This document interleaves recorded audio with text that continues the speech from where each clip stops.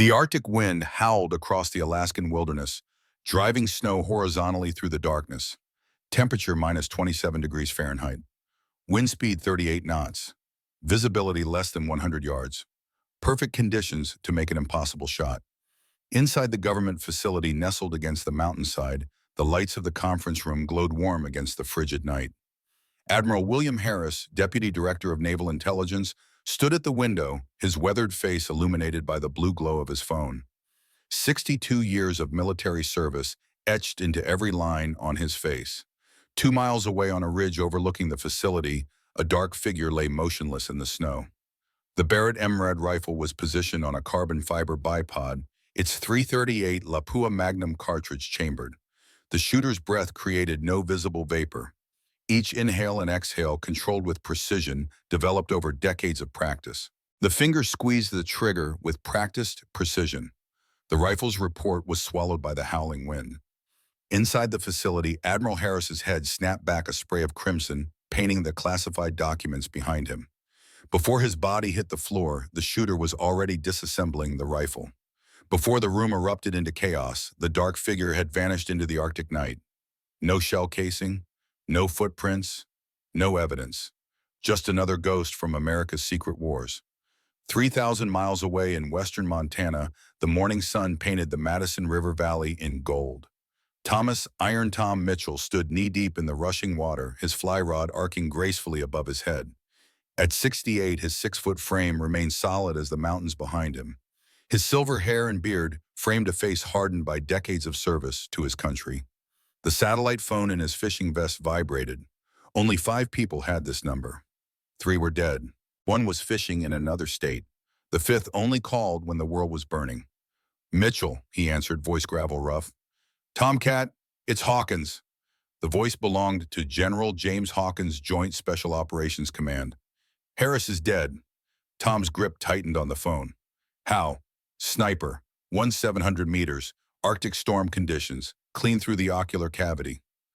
Tom whistled low. "Professional job." "Best I've ever seen," Hawkins confirmed. "Pentagon's in lockdown. Nobody has answers."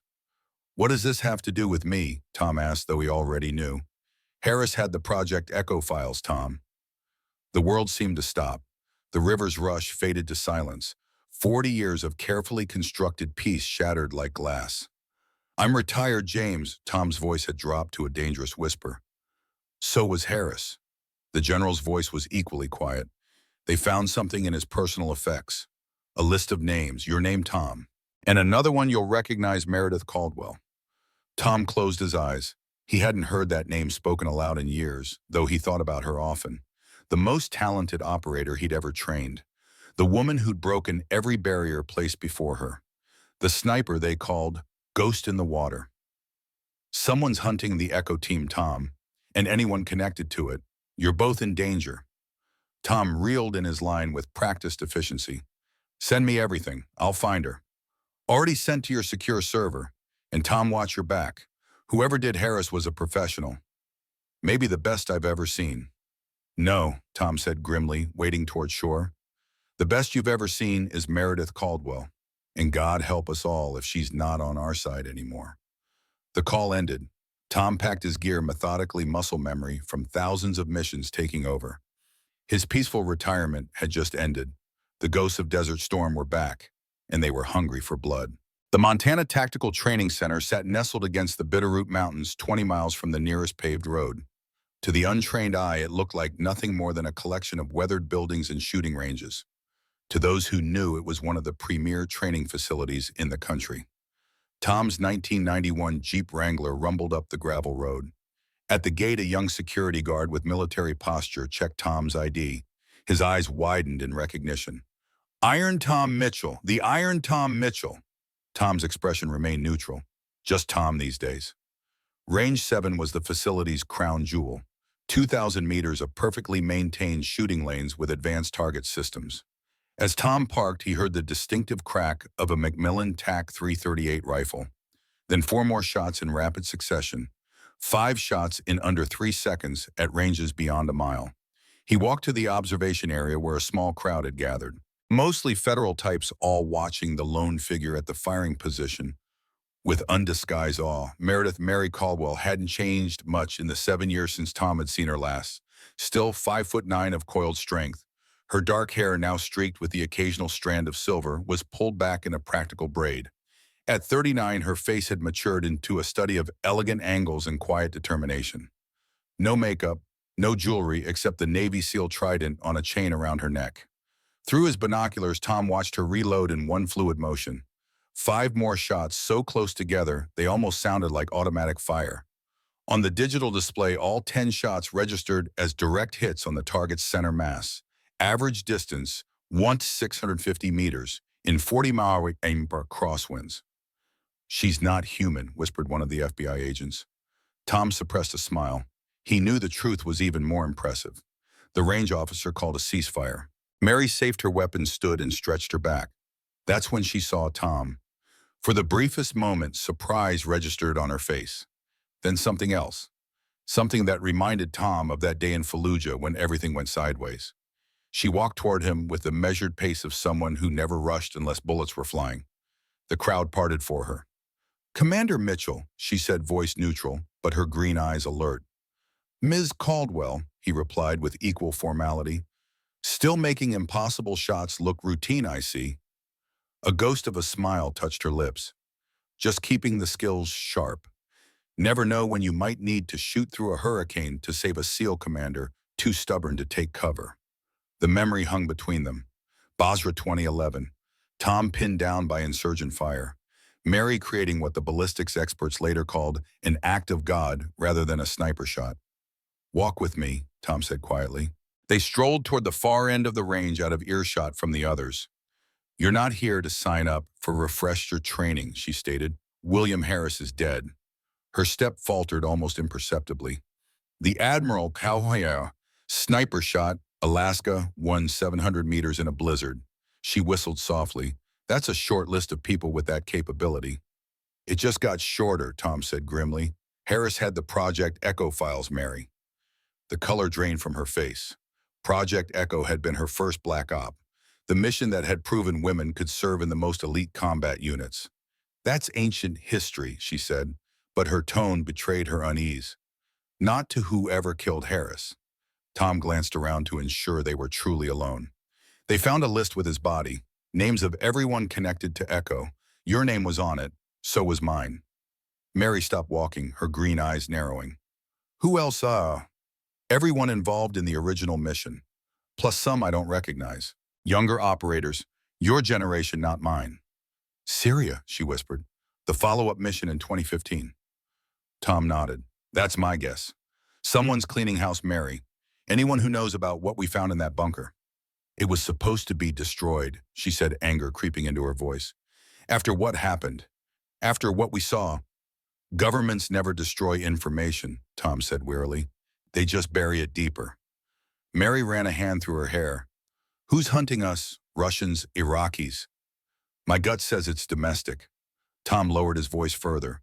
"The kind of shot that took out Harris. That's not foreign training. That's our playbook." The implication hung heavy between them. American operatives hunting American operatives. "I need to get my gear," Mary said, decision made. "Give me 30 minutes. Tom watched her walk away, noting the subtle shift in her movement. The transformation from instructor to operator happened in seconds. The woman walking back toward the range buildings wasn't the same one who had been teaching federal agents moments before. This was Ghost in the Water, the legend who had changed combat operations forever. The young security guard approached Tom tentatively. "Sir, is everything okay with Ms. Caldwell?" Tom looked at the earnest young face. "Son, nothing's going to be okay for a while, but having her on our side gives us a fighting chance." "Against what, sir?" Tom turned to watch Mary disappear into the building, her posture now that of a predator preparing to hunt. "Against the best our government ever created." Tom's safe house was technically a hunting cabin 40 miles from the nearest town. The logs that formed its walls had been cut and placed by Tom's own hands during the years following his official retirement. What visitors couldn't see were the 3 feet of reinforced concrete beneath the floorboards. The military-grade surveillance system disguised as ordinary fixtures. The arsenal hidden behind the rustic paneling, or the communications center that could securely connect to any intelligence agency in the world. Mary stood in the center of the main room, taking it all in. Her duffel bag contained everything she owned that mattered. 3 changes of clothes, basic toiletries, her custom TAC 338 rifle disassembled in a weathered case, a Glock 19 with specialized maritime spring assembly, 6 spare magazines, the small wooden box containing her father's dog tags and her mother's wedding ring. "Nice setup," she said, nodding toward the hidden camera above the door. Tom moved to the fireplace, pressed a sequence of stones that appeared no different from the others. A section of the floor slid open, revealing a steel ladder descending into darkness. "After you," he said. The bunker beneath the cabin made the safe house above look like a child's play fort.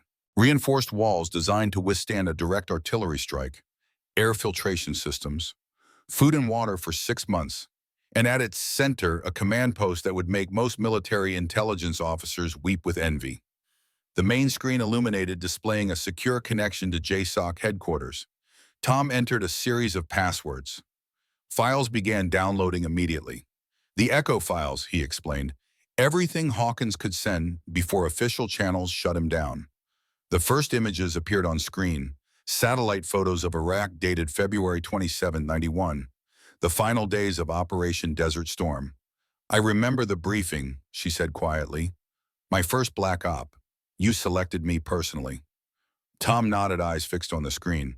"Best shooter I'd ever seen, male or female, and we needed the best for Project Echo." The next image showed 8 men in desert camouflage, faces obscured by tactical gear, and one smaller figure, clearly female despite the identical equipment. The first woman ever to operate with SEAL Team 6, though the world wouldn't know it for another decade. "Project Echo," Tom narrated. "Objective, confirm and document suspected biological weapons program near Basra.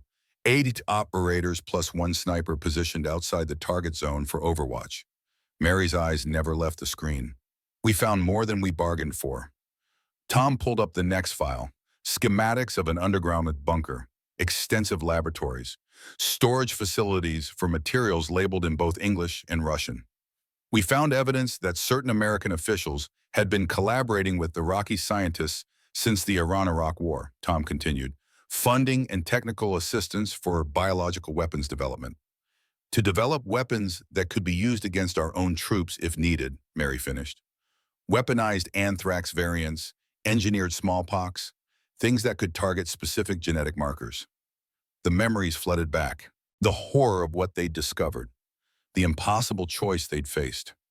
Report everything and implicate their own government in war crimes, or destroy the evidence and keep the secret. "We documented everything," Tom said, scrolling through more files. "Sent it up the chain." Next thing we knew, half the team was being reassigned to suicide missions. The other half suffered convenient accidents during training. "They tried to clean house then," Mary observed, "just like now. But Harris protected the files, kept copies secure, insurance policy. And now he's dead," Mary concluded. "So who has the insurance policy now?" Tom pulled up a final document, a list of names, many redacted but some clearly visible. Thomas Mitchell, Meredith Caldwell, and a dozen others. "These are the targets," Tom said grimly. "Everyone with first-hand knowledge of Project Echo and its successor operations, including Operation Delphi in Syria 2015. Mary's expression hardened at the mention of Syria. Her mission there had been officially designated as counterterrorism intelligence gathering. What she'd found instead was an American-run laboratory continuing the work from Desert Storm, using the Syrian civil war as cover. "So someone's eliminating witnesses," she said. "But who and why now, after all these years?" Tom tapped a key, bringing up a new file. Security camera footage from outside Admiral Harris's Alaska facility. The timestamp showed 2 hours before the assassination. A delivery truck arrived. Tom froze. The frame zoomed in on the driver's face. "Recognize him." The face was older, hardened by years, but unmistakable to anyone who had worked in special operations.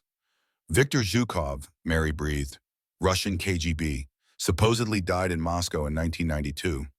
"Apparently not," Tom said dryly. "And if he's involved, then this isn't just about cleaning up old messes," Mary concluded. "This is about the bioweapons themselves," Tom nodded grimly. "Harris wasn't just killed to silence him. He was killed because he had something Zhukov wants. The complete formula for the Echo bioweapon, the only weaponized virus ever created that can target specific DNA profiles. A genetic weapon. Mary said, the implications settling like ice in her veins. A virus that could kill only those with certain genetic markers, specific ethnic groups, or individuals with particular genetic sequences. The holy grail of biological warfare, Tom confirmed. And if Zhukov has it, then God help us all, Mary finished. The bunker fell silent, both operators processing the magnitude of what they faced. Not just a threat to themselves, but potentially to millions. We need help, Mary finally said. The two of us against Zhukov and whoever he's working with, those aren't good odds. Tom's weathered face broke into a rare smile. Who said it's just the two of us? He pressed another key, bringing up secure communications protocols. Time to get the band back together. The encrypted video conference linked 4 locations across the United States. Tom and Mary in the Montana bunker. Jack Donovan in his Virginia farmhouse just miles from CIA headquarters in Langley. Richard Doc Peterson from his medical practice in Arizona. And Frank Eagle Eye Martinez from his ranch in Texas. These men had once been the backbone of the most elite special operations unit in American military history. Now they were civilians, their extraordinary past hidden behind ordinary lives. Jack Donovan's silver hair and wire-rimmed glasses gave him the appearance of a distinguished professor, rather than a former CIA paramilitary operative with more confirmed kills than most military snipers. At 65, his connections in the intelligence community remained unmatched. Harris's assassination has Langley running scared. Jack reported his Virginia accent softened by years of adopting other identities. Official channels say it was Russian intelligence. Unofficial whispers point to a domestic operation. What about the Echo files? Tom asked. Officially, they don't exist, Jack replied. Unofficially, every agency is tearing apart Harris's digital footprint looking for them. They won't find them in his digital footprint, Doc Peterson interjected. The former combat medic had transformed himself into one of the Southwest's most respected trauma surgeons. Harris was old school. He'd keep physical backups. Agreed, Tom said. The question is where? Frank Martinez leaned forward, the webcam highlighting the scar that ran from his left temple to his wam, a souvenir from a night operation gone wrong in Panama. The former reconnaissance expert now ran one of the largest cattle operations in Texas. What about Zhukov? Frank asked, his Texan drawl pronounced. Last I heard, he was fertilizing Moscow soil. Apparently, rumors of his death were greatly exaggerated, Tom replied dryly.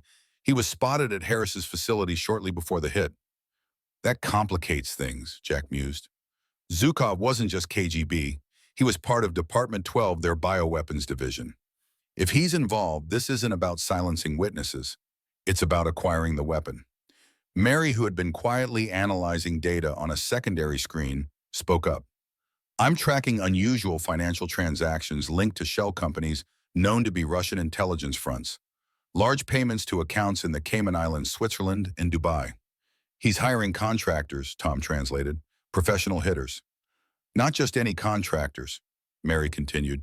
These payment amounts match the going rate for former SEAL Team 6 and Delta operators. He's hiring Americans to kill Americans. A heavy silence fell over the conference. There's more, Mary said, pulling up another data set. I'm seeing similar financial patterns from a second source. Not Russian. The digital fingerprints suggest a domestic organization operating through cutouts typically used by our own intelligence community. 2 separate groups both hunting the Echo files, Doc summarized. Russians and someone inside our own government. Or not separate at all, Frank suggested. Could be working together. Jack shook his head. Not Zhukov's style. The man's a patriot in his own twisted way. He wouldn't work with Americans against Russia, but he might exploit internal American conflicts for Russian gain. I've identified the domestic organization, Jack finally said, his voice grave. They call themselves Helios, founded after Desert Storm by high-ranking military and intelligence officials concerned about unconventional threats to American security. Unconventional how? Doc asked. Biological, chemical, psychological, Jack elaborated. The kind of threats that conventional military power can't address.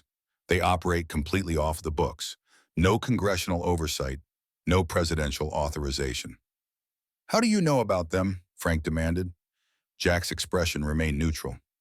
Because they tried to recruit me when I left the agency, I declined. And now they're hunting the Echo files, Tom concluded, just like Zhukov. With one critical difference, Jack corrected. Zhukov wants to acquire the weapon. Helios wants to ensure no one else can. By killing everyone who knows about it, Mary said, the pieces falling into place. Tom leaned back, processing the information. Two deadly forces converging on the same target, each willing to eliminate anyone in their path. We need to find the Echo files before either of them do, he decided. Harris must have left a clue, something only someone from the original mission would recognize. I'll dig deeper into Harris's movements before his death, Jack offered. See if there's a pattern. I'll monitor the financial networks, Mary added. If either group makes a move, we'll see the money flow. As the conference ended, Mary turned to Tom, her expression troubled.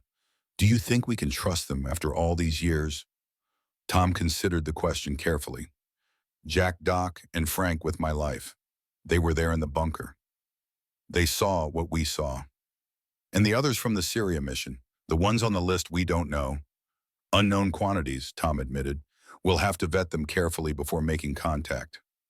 Mary nodded, turning back to the financial data streaming across her screen. One more thing, she said casually, though Tom caught the tension in her shoulders. You should know that someone's been watching my place in Bozeman. Black SUV government plates with the numbers filed off. 2 men military bearing. They've been there for 3 days. Tom raised an eyebrow. And you didn't think to mention this earlier? Mary shrugged, the gesture deceptively casual. Wanted to see if you still had your edge, old man. Besides, they're not very good. I spotted them within an hour. Helios. Probably too obvious for Zhukov's people. Before Tom could respond, a soft alert sounded from the perimeter sensors. They both froze, instantly alert. Vehicle approaching, Tom said, checking the surveillance feed, 2 miles out and closing. On the monitor, a black SUV wound its way up the narrow mountain road, its progress deliberate but determined. Friends of yours? Mary asked, already moving toward her equipment bag. I don't have friends who drive government-issue Suburbans, Tom replied grimly, reaching for the rifle mounted beneath the command console. Looks like Helios found us faster than expected. The ancient ponderosa pine had witnessed 2 centuries of Montana seasons. Its massive trunk provided perfect cover as Toyce and Mary observed the cabin from half a mile away. Through high-powered binoculars, they watched the Helios team methodically search the property.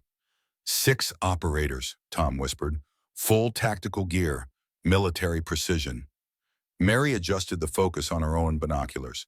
The one giving orders, gray temples scar above his right eye. Recognize him. Tom studied the man.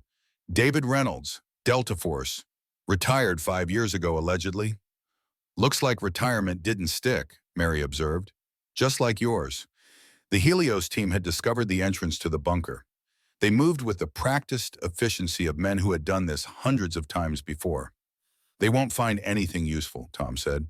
The drives are wiped, the physical documents shredded and burned. But they found us, Mary pointed out, which means we've lost our most secure location. Tom lowered his binoculars, his weathered face set in grim lines. We need a new base of operations and reinforcements. They retreated deeper into the forest, following game trails that would leave minimal signs of passage. 2 hours later, they reached a small clearing where an old Cessna 185 Skywagon waited, its faded paint job blending with the surrounding vegetation. Yours? Mary asked, running an appreciative hand along the aircraft's fuselage. Bought it from a smoke jumper who retired to Florida, Tom replied, performing a quick pre-flight check. Completely rebuilt the engine, added long-range fuel tanks, upgraded the avionics to military spec. Of course you did, Mary said with a hint of a smile. The flight to Whitefish, Montana took 45 minutes. A weathered Jeep Cherokee waited for them, keys under the floor mat as arranged. The drive took them through winding mountain roads, eventually turning onto a logging trail that didn't appear on any map. After 20 minutes of rough terrain, they emerged at a large clearing dominated by what appeared to be an old hunting lodge. Welcome to the lodge, Tish said as they parked, the unofficial retirement home for operators who never really retired. Inside, the rustic appearance gave way to a facility that would make most military command centers envious. State-of-the-art communications equipment, weapons racks filled with everything from vintage M14 rifles to the latest SCAR platforms. And most importantly, 5 men whose combined combat experience represented over 150 years of America's most classified operations. Jack Donovan rose from his seat at the main table, his CIA analyst's eyes taking in every detail of their appearance. Glad you made it. Helios hit 3 other potential locations looking for you. Richard Doc Peterson stood next, still imposing at 64, despite the reading glasses perched on his nose. The former combat medic had saved more lives under fire than most battlefield surgeons. Frank Eagle Eye Martinez nodded from his position by the window where he'd been watching their approach through a high-powered scope. The legendary scout had lost his right leg below the knee in his final mission, but the prosthetic hadn't slowed him down. The fourth man remained seated, his weathered hands methodically cleaning a custom 1911 pistol. Michael Wire Collins had been the team's explosives expert, his ability to create improvised devices matched only by his skill at detecting enemy traps. "Took your sweet time getting here," Wire commented without looking up. "Age slowing you down, Tomcat." "Just being thorough," Tom replied easily. "Good to see you're still among the living, Wire." "Too mean to die," Wire replied with a crooked grin. The fifth man stood apart from the others, watching the reunion with appraising eyes. Captain Samuel Wilson had commanded SEAL Team 3 during the War on Terror, his tactical innovations saving countless American lives. Though the youngest at 58, his hair had gone completely silver, contrasting sharply with his dark skin and still powerful physique. "Mitchell," he acknowledged with a respectful nod. "Been a while." "Too long, Sam," Tom agreed. He gestured to Mary. "Most of you know Meredith Caldwell, one of the best operators I ever trained." It was Sam Wilson who stepped forward, extending his hand. "The ghost in the water. Your reputation precedes you, Commander Caldwell." Mary shook his hand firmly. "Former commander, and the stories are probably exaggerated." "Not according to my sources," Sam replied. 18 confirmed kills over 1,500 meters. The Syria extraction that nobody thought was possible. And you were the first woman to qualify for SEAL Team 6, even if the world didn't know it until years later. "Ancient history," Mary said dismissively, though Tom caught the slight tension in her shoulders. Her achievements had come at a tremendous cost, both physically and emotionally. "History has a way of catching up to us," Jack observed, bringing them back to the matter at hand. "Which is why we're all here. Project Echo has resurfaced. We've confirmed that Helios and Zhukov are both hunting the Echo files," Tom explained, "but they're working independently, possibly against each other." "Two dogs fighting over the same bone," Wire commented, sliding his reassembled pistol into a shoulder holster. "More like two nuclear powers fighting over a bioweapon," Doc corrected grimly. Tom moved to the central table where a secure digital display showed satellite imagery of southern Iraq. "We believe Admiral Harris hid critical information at the original Echo site, the bunker outside Basra."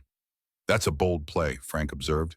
"Hiding the secret in the most obvious place, knowing no one would think to look there." Sam studied the satellite imagery with a tactician's eye. "That area's been bombed, rebuilt, and bombed again over the last 35 years. What makes you think anything's left?" It was Mary who answered, stepping forward to enhance a section of the image. "Because of this, recent construction activity half a kilometer from the original site started shortly after Harris's diplomatic visit 6 months ago." She zoomed in further, revealing heavy equipment and security personnel around what appeared to be an archaeological excavation. "Harris used his diplomatic cover to visit the site," she continued.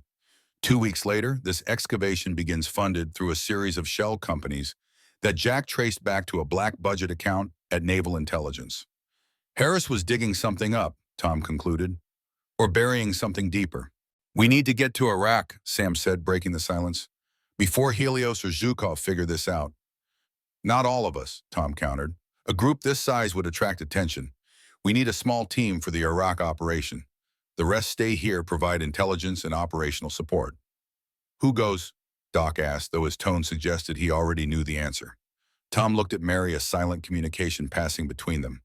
She nodded almost imperceptibly. "Mary and I will go," Tom decided. "We both know the original site. We both worked with Harris directly."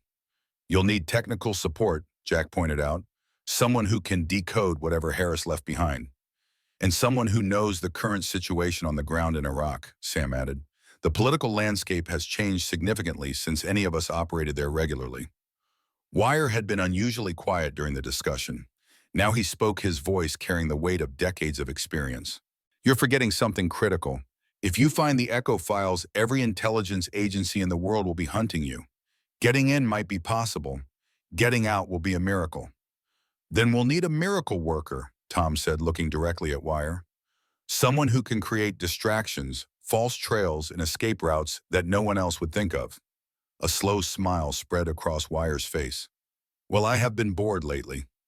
So that's three, Doc summarized. Tom, Mary, and Wire.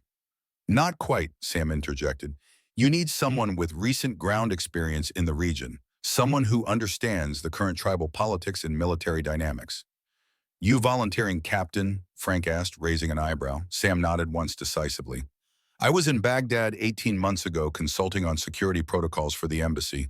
My Arabic is still fluent. Tom considered the offer, weighing the advantages against the risks. Four-person team, he finally decided. Mary, Wire, Sam, and myself. The rest of you maintain this location as our secure communications hub. The assignments decided, they moved into operational planning. Maps were studied. Equipment lists compiled. Communications protocols established. The decades fell away as these veteran warriors slipped back into the rhythms that had defined most of their adult lives. As the planning session continued, Mary noticed Wire checking his phone periodically, his expression growing increasingly concerned. Everything okay? She asked quietly, moving to stand beside him at the weapons bench. Wire hesitated, then showed her the screen. Financial alerts from various offshore accounts. Large sums moving through shell companies associated with Helios. They're mobilizing resources, he explained. Big movements in the last hour. They found something, Mary concluded. Or someone. The answer came sooner than expected. Jack's secure phone rang, the encrypted line reserved for his highest-level contacts within the intelligence community. Donovan, he answered, his expression immediately turning grave as he listened. When how many understood, keep me posted. He ended the call, the room falling silent as all eyes turned to him. Helios just hit a safe house in Northern Virginia, he reported. Michael Turner's place. The name hung in the air like a gunshot. Michael Turner had been the communications specialist on the original Echo mission. Casualties? Tom asked, his voice controlled but tense.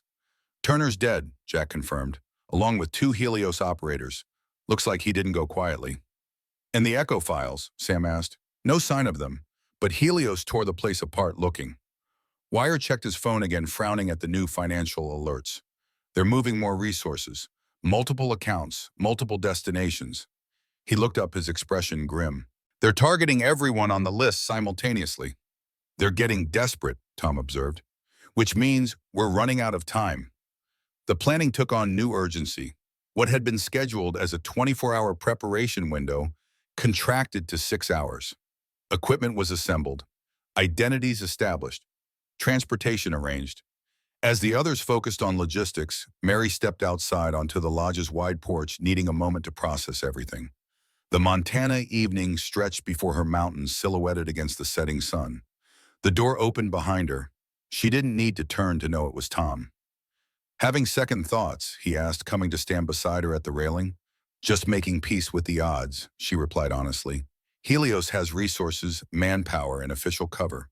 Zhukov has decades of experience and nothing to lose. And we have the best team I've ever worked with, Tom finished for her, including you. Before Mary could respond, the door opened again. Wire stood there, his expression unusually somber. We've got a problem, he said without preamble. The financial tracking software just flagged something big. $7 million transferred to an account in Zurich, then immediately dispersed to 12 separate accounts, all linked to known contract operatives. Helios hiring more muscle, Tom asked.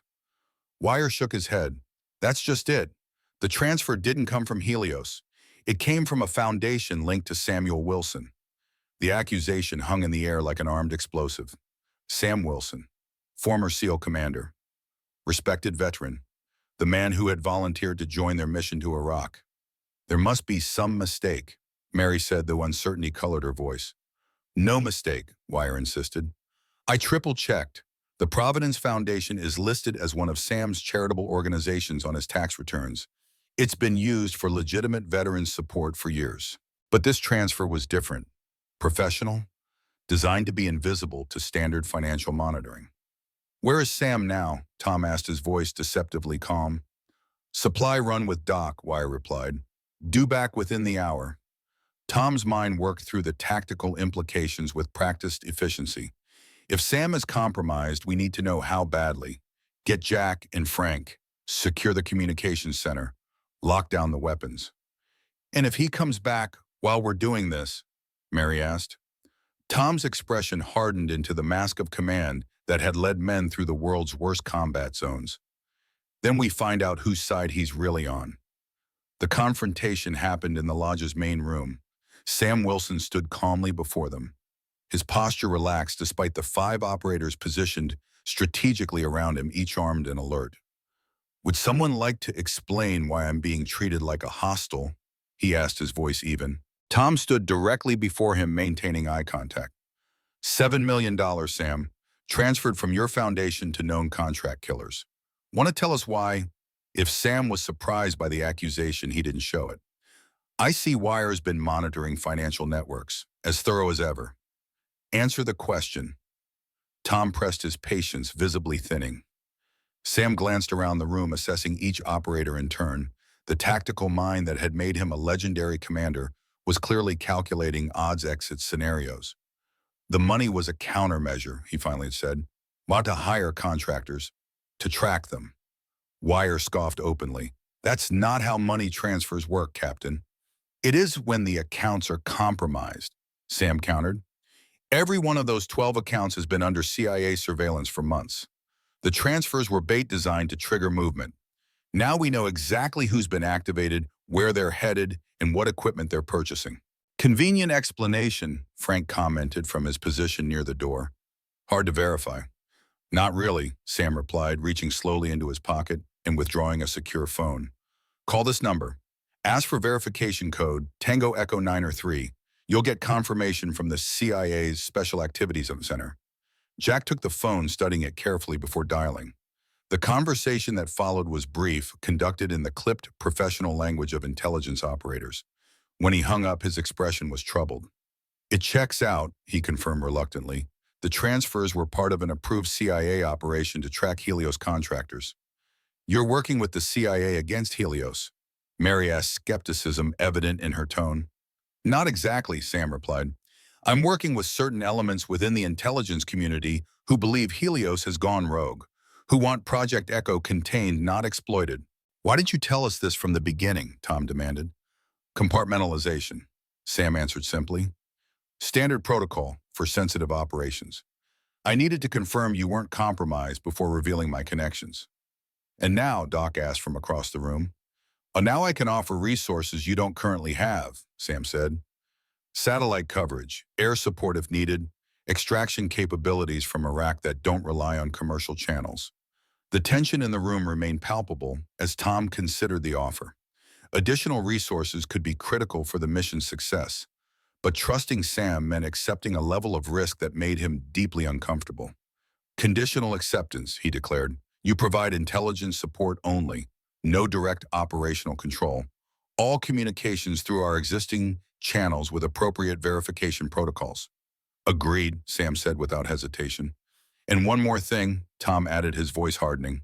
"If there's even a hint that you've misled us or compromised this operation, I'll handle it personally." "Clear crystal," Sam replied, meeting Tom's gaze steadily. The standoff diffused. They returned to mission planning with renewed urgency. The confrontation had cost valuable time, but Sam's intelligence resources did provide advantages they hadn't previously had. Satellite imagery of the Basra region showed increased activity around the excavation site Mary had identified. Armed guards had been positioned. Equipment moved in under cover of darkness. "Helios has figured it out," Jack concluded, studying the images. "They know Harris hid something at the original site." "Or Zhukov told them," Frank suggested, "if he's playing both sides." "Either way, our timeline just got compressed," Tom decided. "We move tonight, not tomorrow." As the final preparations were made, Wire pulled Mary aside, his expression troubled. "I don't trust Wilson," he said bluntly. "His story checks out on the surface, but there's something off about it." "The CIA confirmation seemed legitimate," Mary pointed out. "It was," Wire acknowledged. "But that doesn't mean Sam told us everything. The financial patterns don't match standard CIA operations. There's another layer we're not seeing. Mary considered this her tactical mind, weighing the implications. What's your assessment? Sam may be working with elements inside the CIA, Wire said carefully, but I'm not convinced they're the white knights he's portraying them as. There's too much money moving too quickly. This feels like preparation for an operation, not just intelligence gathering. Have you told Tom? Wire nodded. He's aware. That's why he limited Sam's involvement to intelligence support. But if things go sideways in Iraq, we'll be on our own, Mary finished, just like most of our operations. Wire's weathered face broke into a grim smile. Just like old times. Tom pulled Sam aside for a quick word about Iraq's current political situation. Their conversation seemed cordial, professional, but Mary caught a subtle tension in Tom's posture. He was still wary, still uncertain about Sam's true motives and loyalties. The team departed as dusk settled over the Montana mountains. Two nondescript SUVs taking separate routes to Glacier International Airport. Tom and Mary took the first vehicle, maintaining silence as they navigated the winding mountain roads. They were 20 minutes from the airport when Tom's satellite phone vibrated. The secure text message contained only 6 words from Jack. Helios moving, ambush likely, abort travel. Tom immediately changed course, taking the next exit off the highway. We've been compromised, he explained, showing Mary the message. Helios knows our route. Mary was already scanning their surroundings, identifying potential threats. How we were careful with the planning. Someone at the airport, maybe, Tom theorized, taking a series of random turns to break any potential surveillance.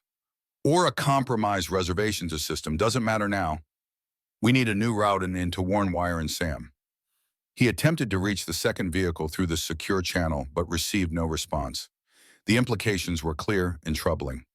Either they've been intercepted, Tom assessed grimly, or Sam's involvement is more complicated than we thought.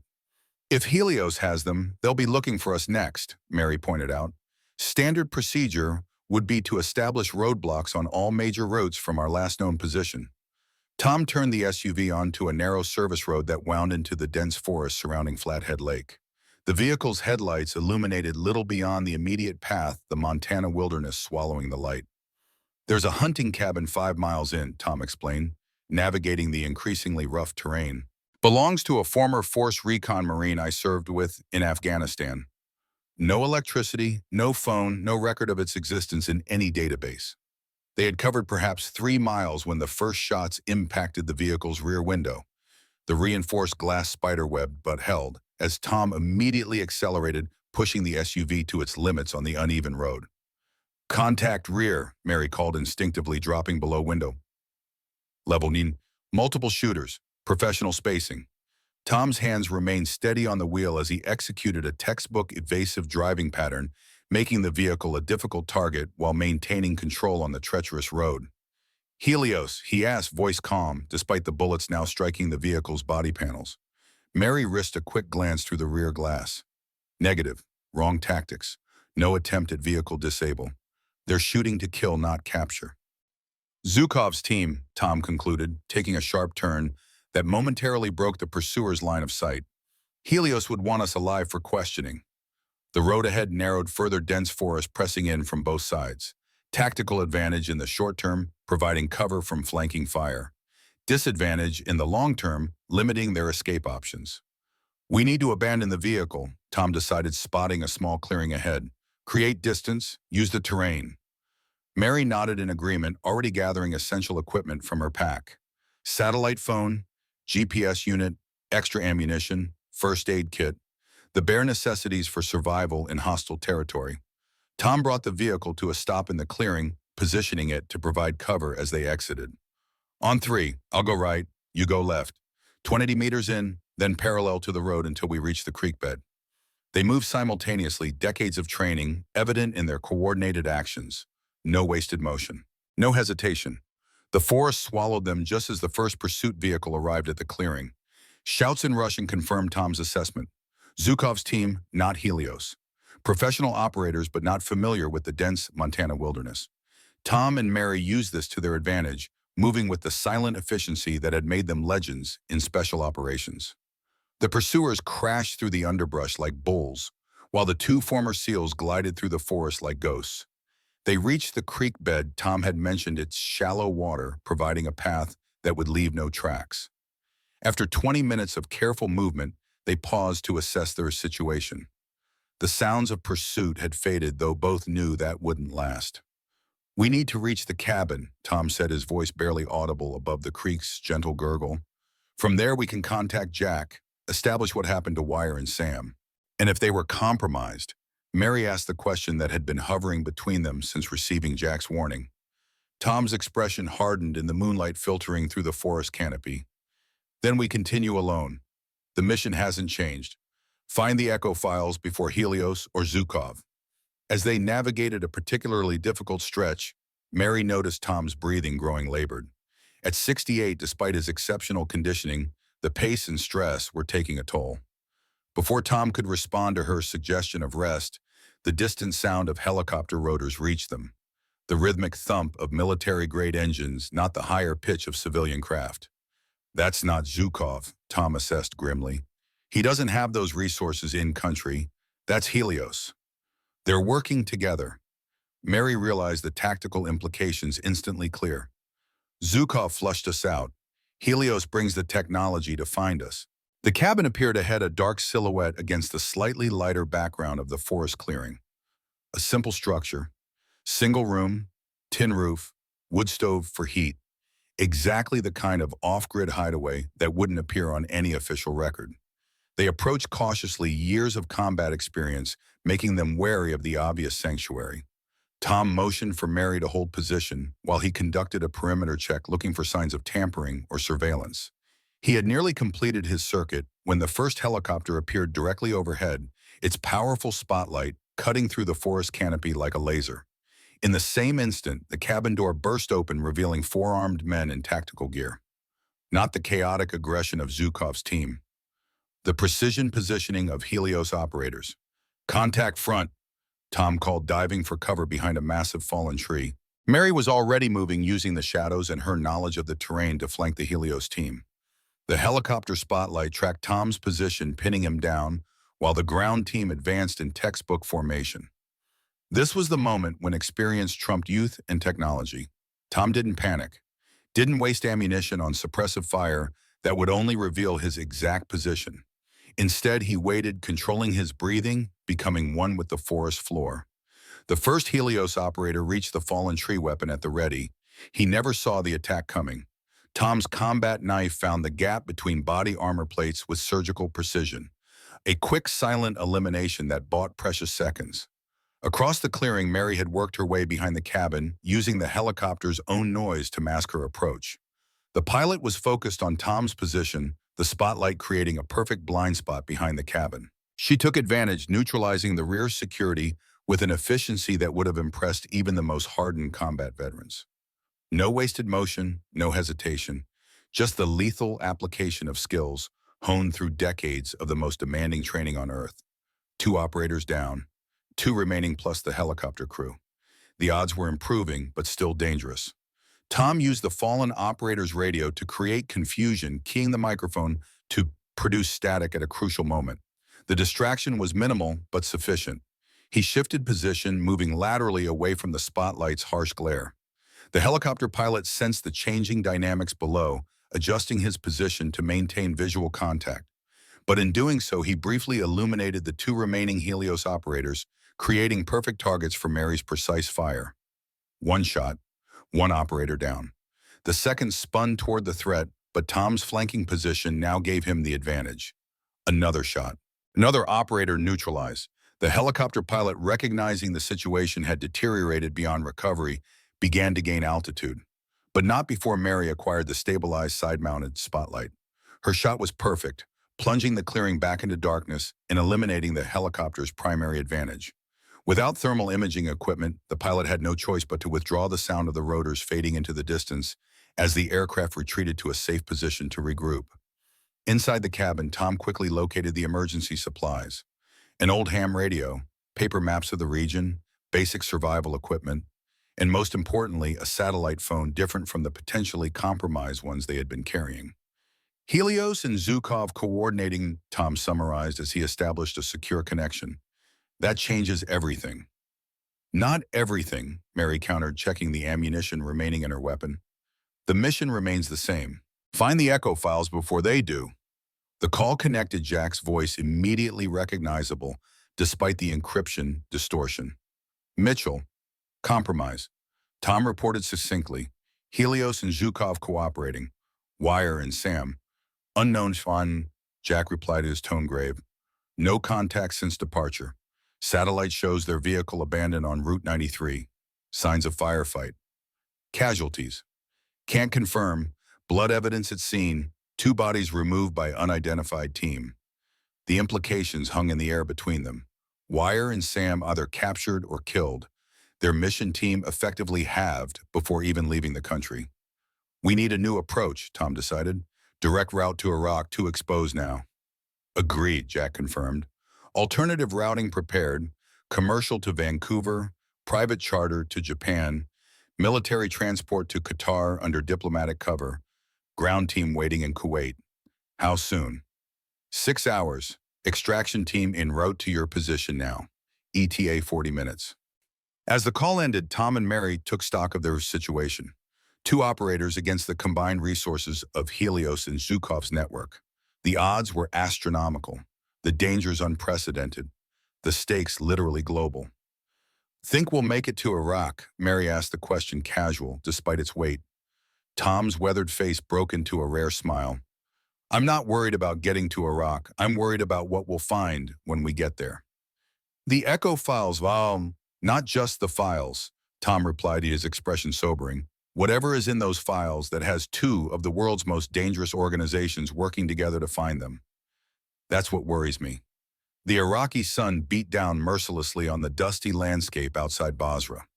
Heat waves shimmered above the barren ground, distorting the horizon into a wavering mirage. Temperature 112 degrees Fahrenheit. Humidity 75%. Conditions that would incapacitate most humans within hours. For Tom Mitchell and Meredith Caldwell, it was just another day at the office. They observed the excavation site from a ridge nearly a mile away, their desert-colored ghillie suits blending perfectly with the rocky terrain. High-powered spotting scopes revealed what satellite imagery had only hinted at: a major operation was underway. Heavy equipment, armed guards, military-grade security systems, and at the center of it all, a massive pit where the original Echo bunker had once been buried. 28 security personnel, Tom counted methodically. Primarily Helios operatives. 4-man teams, 8-hour rotations, perimeter sensors at 50-meter intervals. Zhukov's people too, Mary noted, adjusting her scope to focus on a cluster of men near the main excavation. The 3 by the northeast corner. Russian military bearing. Spetsnaz trained, judging by their positioning. They're close to finding something, Tom observed. Look at the activity level, the urgency. 3 days had passed since the ambush in Montana. The extraction team had arrived just minutes before Helios reinforcements, spiriting Tom and Mary away through a series of safe houses and private flights. Jack's alternative routing had worked flawlessly, delivering them to Kuwait without detection. Wire and Sam remained missing. No bodies recovered, no communication. Just blood evidence at the ambush site and a disturbing silence. According to local sources, the excavation increased pace dramatically 2 days ago, Mary said, consulting notes from her meeting with Kurdish contacts. 24-hour operation now. Whatever Harris buried here, they're getting close. Tom studied the site through his scope, his tactical mind processing angles, approaches, vulnerabilities. After 40 years of special operations, such analysis was as natural as breathing. We can't compete with their manpower or equipment, he concluded. We need an alternate approach. Mary shifted position slightly, bringing a different section of the site into view. The river, she said simply. The Shad al-Arab River flowed less than half a mile from the excavation site, its muddy waters one of the few constants in this war-ravaged region. During the original Echo mission 35 years ago, the team had used the waterway for covert insertion. Too obvious, Tom countered. They'll have sensors, patrols. Not if we access it from farther upstream, Mary suggested. The tributary that feeds from the north. It's narrow, overgrown. Satellite shows no security posts along that section. Tom considered this, mentally mapping the approach. That's still 3 kilometers of water movement to reach the site. In daylight, we'd be spotted immediately. So we wait for darkness, Mary replied. Then with a slight smile, unless you are not up for a night's swim, old man. Tom's weathered face creased in a rare smile. I was swimming hostile rivers before you were born, Ghost. The plan came together with the practiced efficiency of veteran operators. They would access the tributary 5 kilometers north of the site, use the waterway for covert approach, time their arrival for the midnight guard change when attention naturally wavered. Their Kurdish allies would create a diversion on the eastern perimeter, drawing the security forces away from the river approach. As dusk approached, they retreated from their observation post to prepare. Their temporary base was a weathered fishing shack on the river's edge, far enough from the excavation to avoid detection. Inside, they laid out the specialized equipment provided by their Kurdish contacts. Just like old times, Tom remarked, inspecting a military-grade rebreather system. The device would allow underwater movement without telltale bubbles reaching the surface. Not quite, Mary replied, laying out her own specialized gear. Last time I was in this river, I was extracting a compromised asset while taking fire from 3 directions. Tom nodded, remembering the mission report, the operation that had cemented Meredith Caldwell's legend status within the special operations community. 8 hours in muddy water, keeping both herself and a wounded intelligence officer alive while hostile forces patrolled overhead. The ghost in the water, he said quietly. That's when the nickname stuck. Wasn't it? Mary's expression remained neutral, but Tom caught the flicker of memory in her green eyes. The asset gave me that name, said I appeared and disappeared like a ghost in the river. The brass thought it made for good mythology. More than mythology, Tom observed. Your water infiltration techniques changed how we approach riverine operations. Standard training for all SEAL teams now. Mary didn't respond, focused on preparing her weapon. A modified Sig Sauer MCX Rattler, specially treated for water resistance. Subsonic ammunition. Integrated suppressor. Infrared laser sight for night operations. The perfect tool for their mission. As darkness fell, they made final preparations. Lightweight wetsuits under desert camouflage.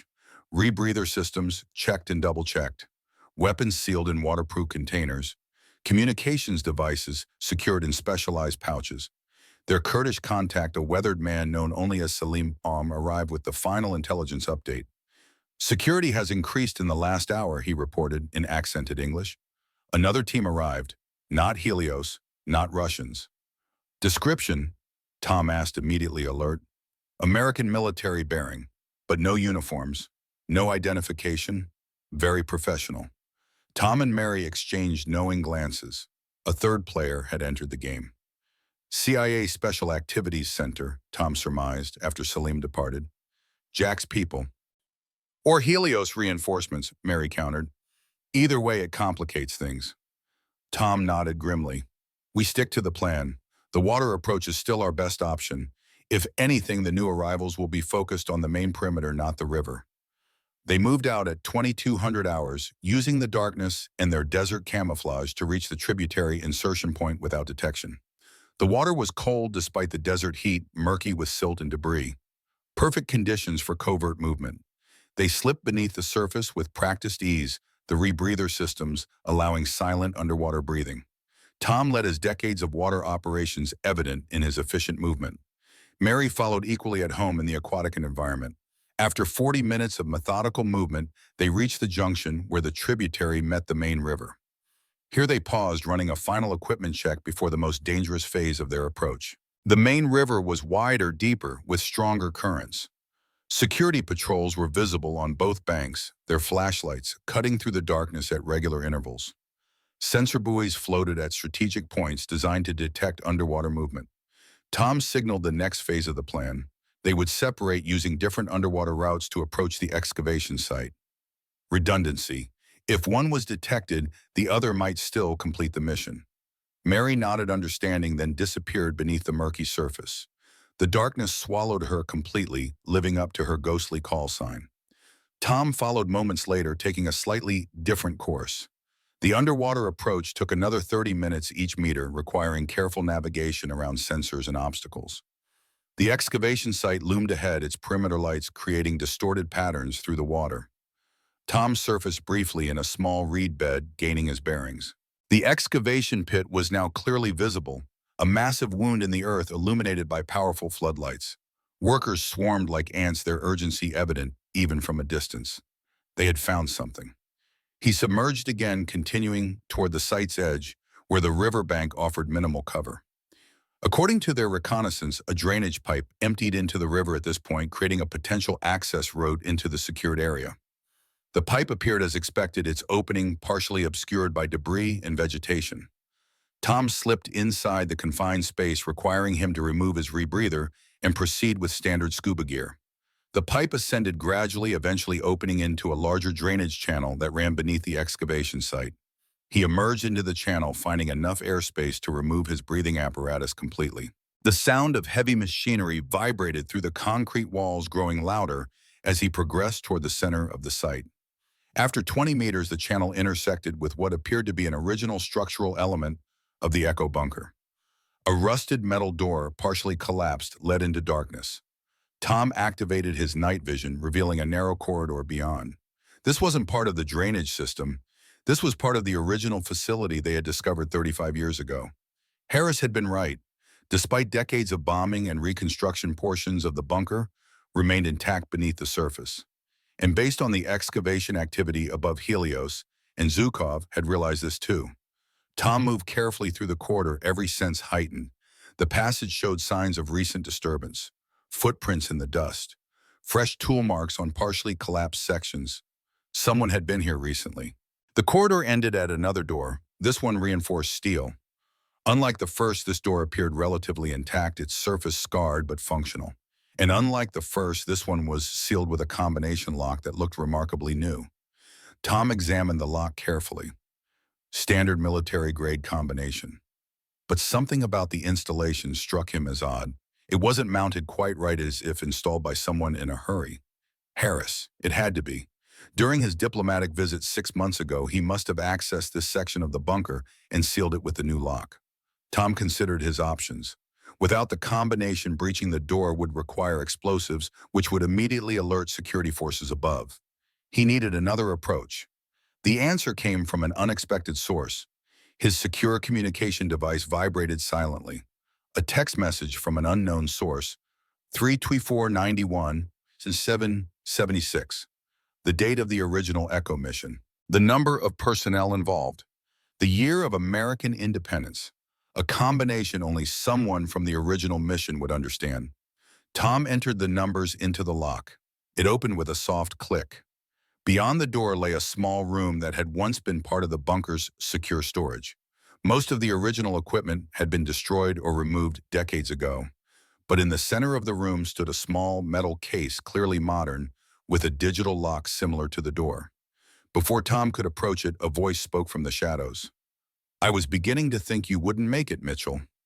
Tom spun, weapon raised, to find Samuel Wilson stepping into the limited light. His clothing was dirty, torn in places. Dried blood stained one sleeve. But his eyes were clear, focused, determined. "Sam," Tom acknowledged, weapon still trained on the other man. "You look surprisingly alive for someone ambushed 3 days ago." "Ambushed, yes. Captured briefly," Sam replied, his voice steady. "Wire didn't make it. Took 3 of them with him, but there were too many." "Helios," Sam nodded grimly. "They're being directed by someone high up. Someone who knows all our protocols, all our safe houses." "A traitor in the community," Tom surmised, his weapon still not lowering. "Worse," Sam said. "A patriot who believes the Echo files contain something worth killing for. Worth dying for." "And what do you believe?" Tom asked, the critical question hanging between them. Sam's expression hardened. "I believe that what we found in this bunker 35 years ago should have been destroyed then. And I believe Harris felt the same way." He gestured toward the metal case. "That's why he came back. To finish what we started, to ensure the weapon would never be used." Tom studied Sam carefully, decades of combat experience, allowing him to read micro-expressions most would miss. The tension around the eyes. The subtle positioning for tactical advantage. The right hand slightly closer to his concealed sidearm than natural posture would dictate. "If you believe that," Tom observed, "you wouldn't have led Helios here." Sam's expression flickered, the mask momentarily slipping. "I didn't lead them here. I was trying to stay ahead of them. Yet here you are, waiting in the exact room where Harris hid the files. Convenient." The standoff stretched between them, two veteran operators calculating odds, angles, reactions. The weight of decades of training and experience compressed into milliseconds of analysis. "I'm not your enemy, Tom," Sam finally said, his voice softening slightly. "I never was." "Prove it," Tom replied. "Step away from the case, hands visible." Sam hesitated, then complied, moving slowly to the side with his hands held away from his body. "The combination is the same as the door." Harris was nothing if not consistent. Tom maintained his position, weapon still covering Sam. "Why should I trust you?" "Because Wire died protecting that information." Sam answered, emotion finally cracking his professional demeanor. "His last words to me before we were separated. Tell Tom it's in the water. Always in the water. I didn't understand until I got here." The phrase registered with Tom, a callback to their shared history, to operations where critical intelligence had been hidden in waterways secure from electronic surveillance. "The water," Tom repeated softly, understanding dawning. "Harris didn't just hide the files here. He hid them in the river." Sam nodded. "This case is a decoy. The real files are hidden in a waterproof container somewhere in the river near this facility. That's why he came back 6 months ago, to move the original files from the bunker to a more secure location."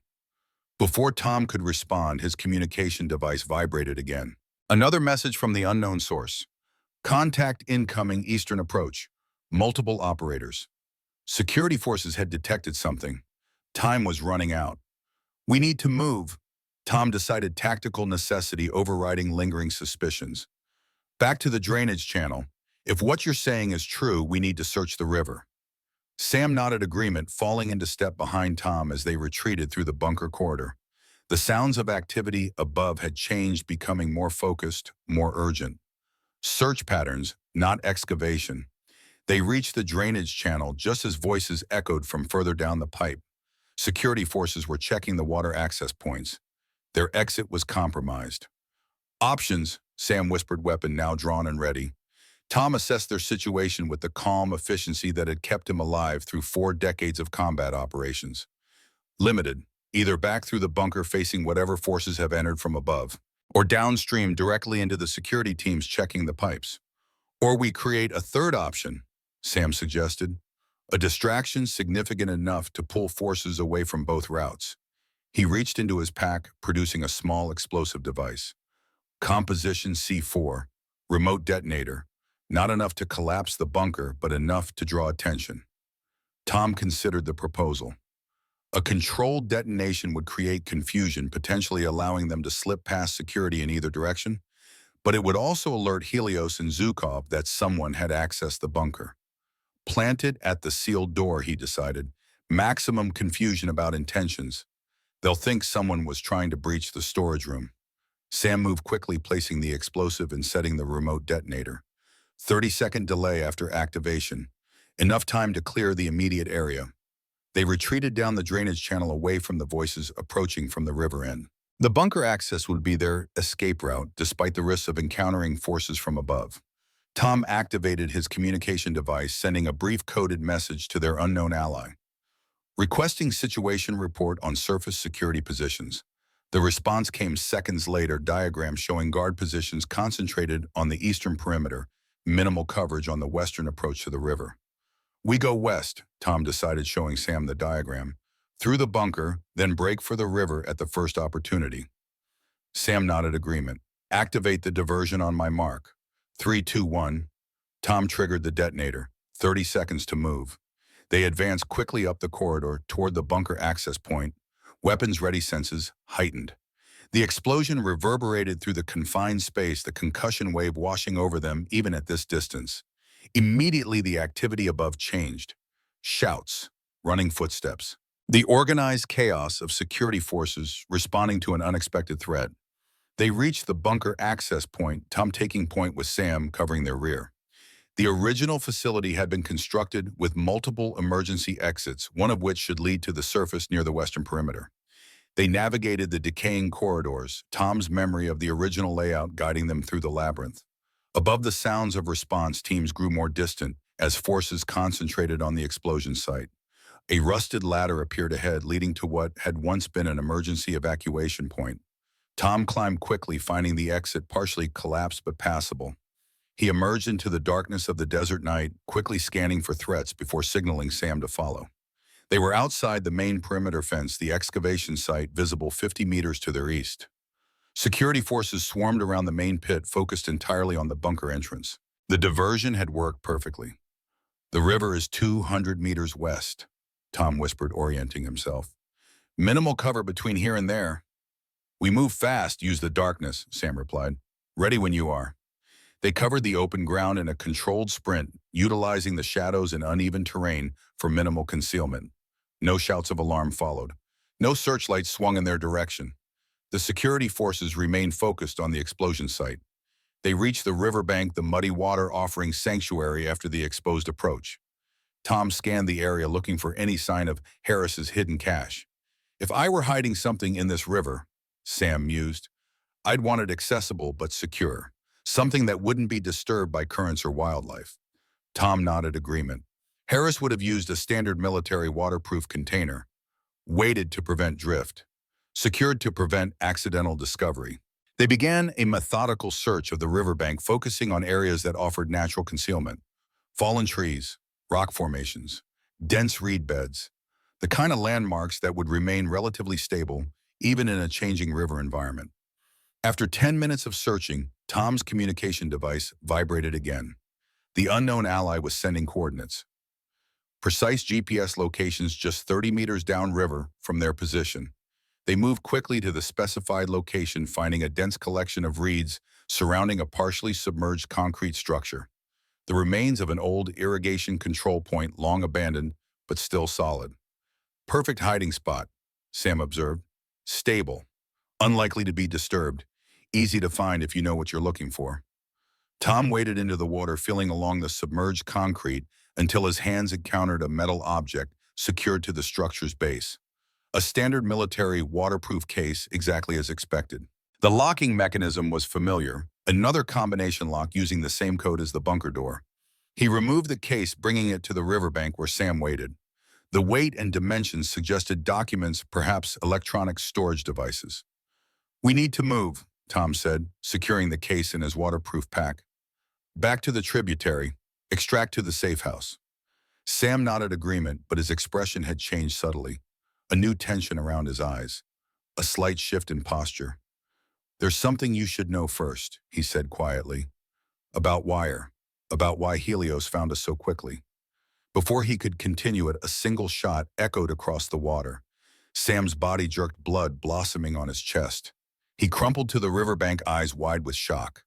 Tom dropped instantly, weapon ready, scanning for the shooter's position. No muzzle flash visible. No sound of a bolt cycling. A professional shot from significant distance. Sam gasped for breath, blood bubbling at his lips. "Not what you think," he managed. "Wire wasn't the target. I was—" "Save your strength," Tom ordered, applying pressure to the wound while continuing to scan for threats. Single shot. No follow-up.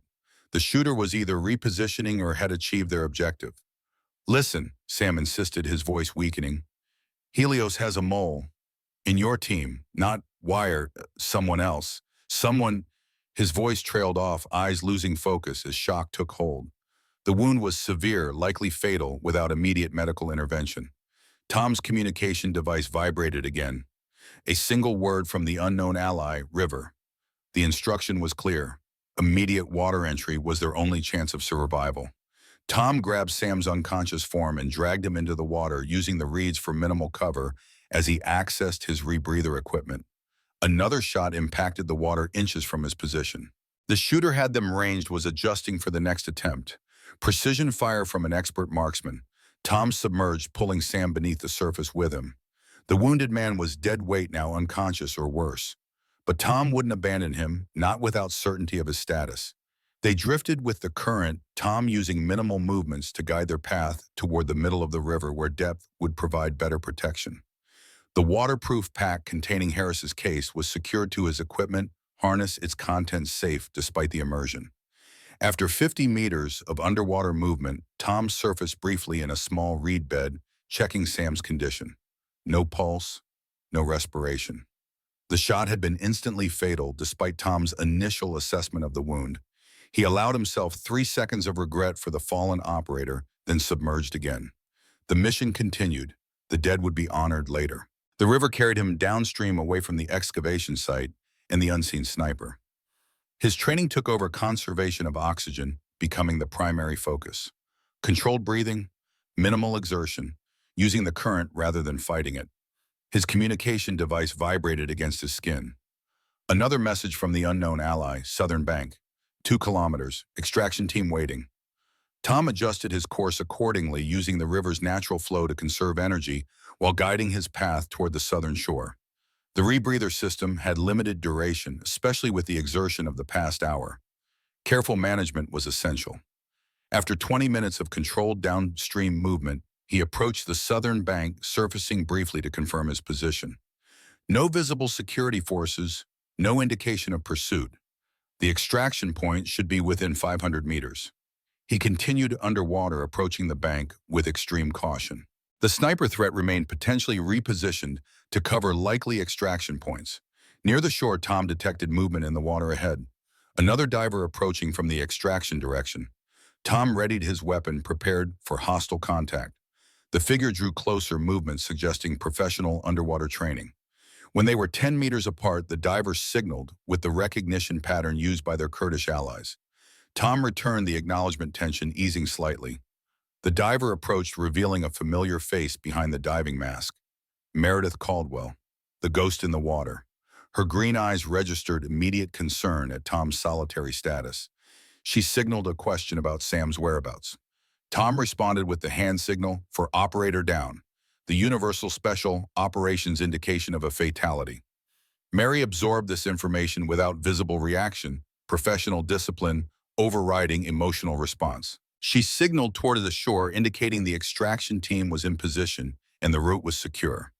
They surfaced together in a small cove sheltered by overhanging vegetation. 3 Kurdish operatives provided security while a 4th monitored communications. Their transportation waited nearby, a nondescript fishing boat that would attract no attention on the busy waterway. Helios teams are converging on the excavation site, the Kurdish commander reported as Tom and Mary removed their diving equipment.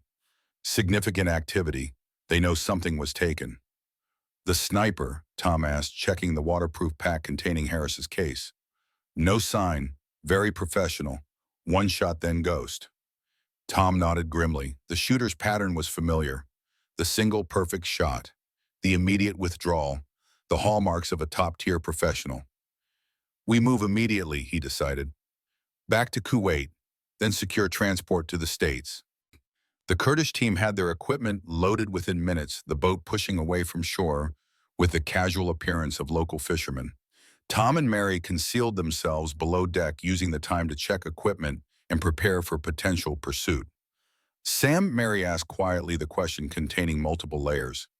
Single shot, center mass, professional execution. Tom replied, his voice controlled despite the loss.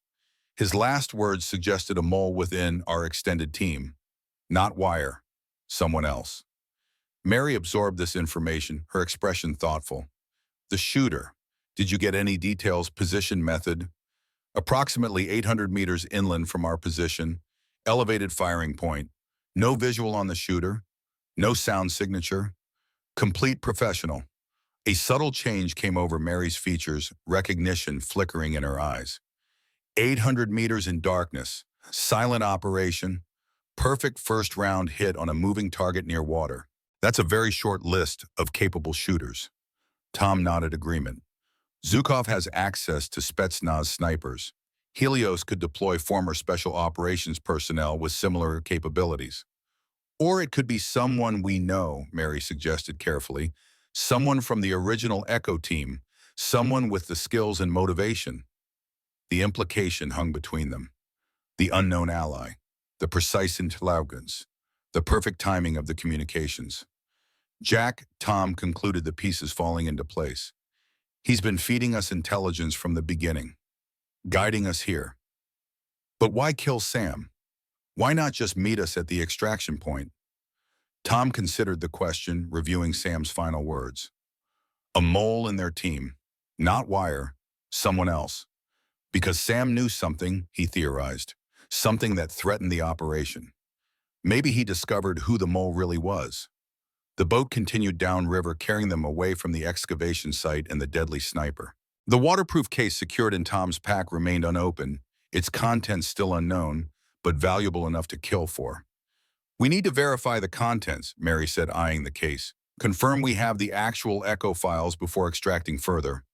Tom agreed, carefully opening the waterproof container. Inside, protected by multiple layers of specialized material, lay a single electronic storage device, military-grade encryption, hardened against electronic countermeasures, the kind of device used for only the most sensitive intelligence. Alongside it, a handwritten note in Admiral Harris's distinctive script: "To whoever finds this, trust no one. The weapon is real. The danger is real. Destroy this after verification. William Harris, RDML, USN." Tom secured the device and note back in the waterproof container. "We'll need specialized equipment to access this. Equipment we don't have here." "Kuwait," Mary suggested. "Our safe house there has the necessary systems." Tom nodded agreement, though uncertainty gnawed at him. If Jack was indeed their unknown ally and potentially involved in Sam's death, who could they truly trust? The circle of reliability had contracted dramatically in the past hours. As the boat rounded a bend in the river, distant explosions illuminated the night sky behind them, the excavation site erupting in coordinated detonations that suggested a deliberate demolition rather than an attack. "Someone's covering their tracks," Mary observed, "destroying evidence." "Or eliminating witnesses," Tom added grimly. "Helios cleaning house now that the files are gone." The Kurdish commander appeared from above deck, his expression urgent. "Aircraft approaching. Military helicopter." "Not Iraqi." Tom and Mary exchanged glances, both recognizing the implications. Pursuit was imminent. Their extraction plan needed acceleration. "Get us to the secondary extraction point," Tom ordered.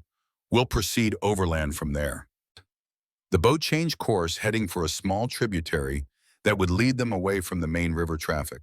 The helicopter sounds grew louder, searchlights now visible sweeping the main waterway behind them. "If they have thermal imaging, the boat won't hide us for long," Mary pointed out, already preparing her equipment for rapid deployment. Tom made a quick decision. "We split up. Different routes to Kuwait. Redundancy." "And the files?" Mary asked the critical question. "You take them," Tom decided after brief consideration. "You're faster in the water, more capable of evading pursuit through aquatic environments." He transferred the waterproof case to her equipment harness, ensuring it was securely attached. "Kuwait safe house, 48 hours. If either of us doesn't make it, the survivor proceeds with verification and extraction." Mary accepted the responsibility with a single nod. No unnecessary words, no emotional response. Just the calm acceptance of mission parameters that had defined her entire operational career. The boat reached the tributary junction, slowing as it entered the narrower waterway. The helicopter had changed course now, clearly tracking their movement despite the darkness. "Thermal imaging confirmed," the Kurdish commander reported. "They have our position." Tom assessed their options with the rapid calculation of a veteran operator. "Mary, water exit now. Use the tributary for initial concealment, then cross-country to extraction point Delta." She was already moving, rechecking her rebreather system and weapon. "And you? I'll create a diversion. Draw them away from your route." Their eyes met briefly, decades of shared operations and mutual respect condensed into a single look. No goodbye was necessary, no good luck wishes, just the unspoken acknowledgement of professionals who understood the risks and accepted them without hesitation. Mary slipped over the side, disappearing beneath the dark water with barely a ripple, the ghost in the water. Living up to her call sign one more time, Tom turned to the Kurdish team. "Get as close to shore as possible, then scatter. Different directions. Maximum confusion." The commander nodded understanding, guiding the boat toward a section of bank with dense vegetation. The helicopter was closing rapidly, its searchlight sweeping ever closer to their position. Tom prepared his own diversion, a series of small incendiary devices that would create multiple heat signatures for the thermal imaging to detect. Not enough to cause serious damage, but sufficient to create confusion about the number and direction of personnel moving from the boat. As they touched the shoreline, Tom activated the devices, tossing them in different directions into the surrounding vegetation. Within seconds, small fires bloomed across the area, creating a constellation of heat sources that would complicate thermal tracking. The Kurdish team scattered as instructed, each taking a different route into the darkness. Tom waited until they were clear, then moved in a direction opposite from Mary's water route. The helicopter's searchlight found the boat moments later, the pilot obviously confused by the multiple heat signatures radiating from the area. Tom used this confusion to gain distance, moving with the controlled urgency of a veteran operator. Not the fastest, not the strongest, but perhaps the most experienced man on the battlefield. And in operations like this, experience often made the difference between survival and capture. The helicopter circled the boat landing site, its crew clearly attempting to sort genuine human heat signatures from the decoy fires. Tom continued his withdrawal using every bit of cover the terrain offered. After 15 minutes of movement, he paused to assess his situation. The helicopter had split its search pattern, one aircraft continuing to orbit the boat landing, while another began a wider search of the surrounding area. His communication device vibrated once more. A final message from the unknown ally from Jack. "She has what we need. Complete your mission, old man." The message confirmed Tom's suspicions.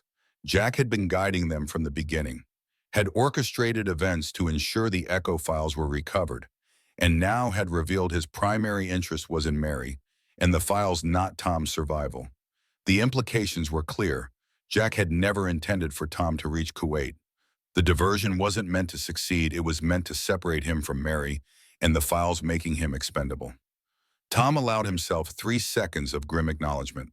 Betrayal was always a possibility in their line of work. Operational necessity sometimes overrode decades of friendship. He didn't take it personally, couldn't afford to, with survival now the priority. The helicopter search pattern was closing in on his position. Without the river as an escape route, his options were limited. But limited options had been the story of his entire career. Adapting to impossible situations was what had kept him alive for 40 years of special operations. He changed direction, heading not away from the search, but toward a specific target. If Jack had betrayed him, had orchestrated events from the beginning, then the extraction team waiting in Kuwait was likely compromised as well.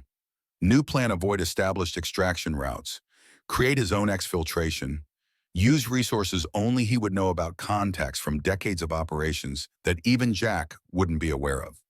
The helicopter continued its search pattern, but Tom was no longer its primary target. The aircraft's focus had shifted southeast toward Mary's most likely route to Kuwait. They were hunting the ghost in the water now, hunting the operator carrying the echo files, hunting the woman who had made her reputation by disappearing in aquatic environments exactly like this. Tom allowed himself a grim smile as he continued his own withdrawal. They would never find her. Not in her element. Not in the water that had earned her the call sign Ghost. 2 days later, Tom Mitchell sat in a small cafe in Istanbul. His clothes were civilian casual, his demeanor that of a tourist enjoying Turkish coffee while reading a guidebook. Nothing about his appearance suggested a man who had escaped Iraq through 3 separate security cordons using contacts developed over decades of clandestine operations. The cafe was carefully chosen, busy enough to provide cover, not so crowded as to limit escape options. 3 exits, clear sight lines to the street, the table positioned to allow observation without exposure. His secure phone had remained silent since the final message in Iraq. No contact from Jack. No word from the Kurdish team. No confirmation of Mary's extraction. For all he knew, she was dead. The files lost. The mission failed. But Tom Mitchell hadn't survived 40 years of special operations by assuming the worst. He'd survived by planning for it, then executing as if success were inevitable. The waiter approached with a fresh cup of coffee.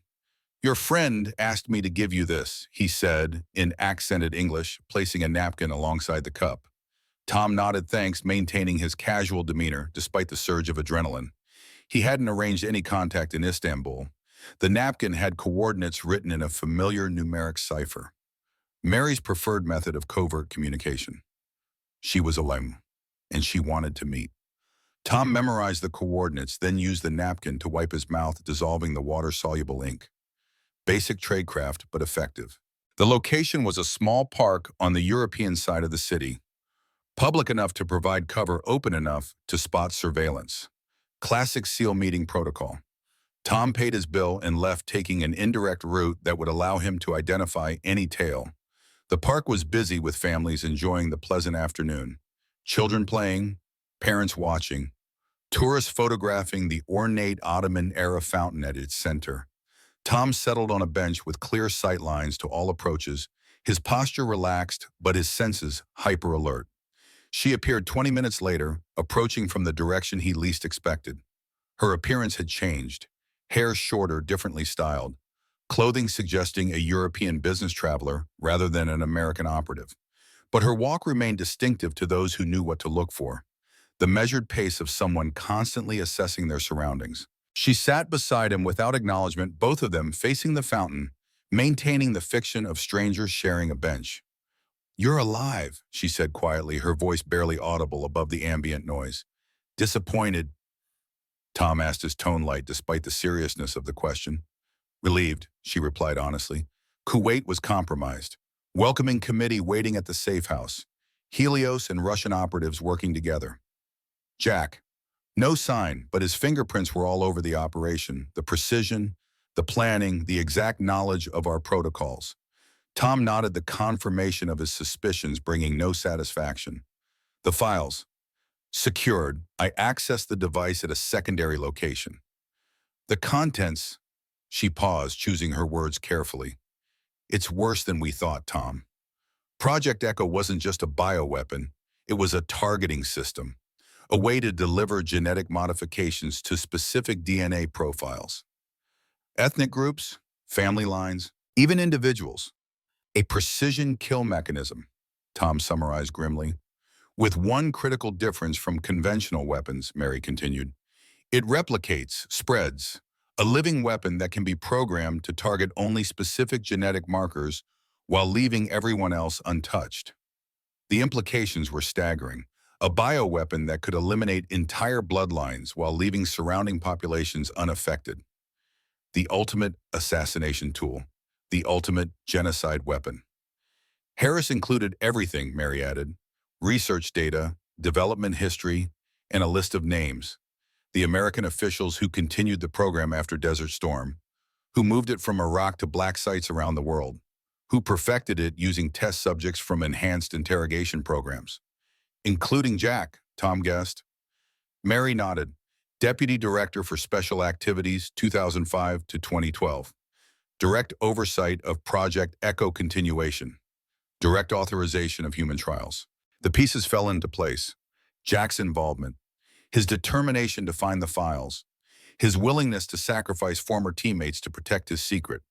He can't let those files become public, Tom said. It's not just a war crime, it's a crime against humanity. Which is why I made copies, Mary replied. Multiple formats, multiple locations, dead man switches set to release everything to major news organizations and intelligence services worldwide if I don't check in regularly. Tom's respect for his former student deepened. She had thought of everything, had taken the exact precautions he would have recommended. Where's the original, he asked. Sequoiasium, for now, but not destroyed despite Harris's instructions. Tom raised an eyebrow. Why not? Because I don't trust our judgment, Mary answered frankly. The weapon exists. Destroying the files doesn't change that. But it does limit who knows about it, who can prepare defenses, who can hold the creators accountable. Her logic was sound, but the risk's enormous. Anyone possessing the complete Echo files would have the potential to recreate the weapon, to improve it, to deploy it. We need a secure repository, Tom decided.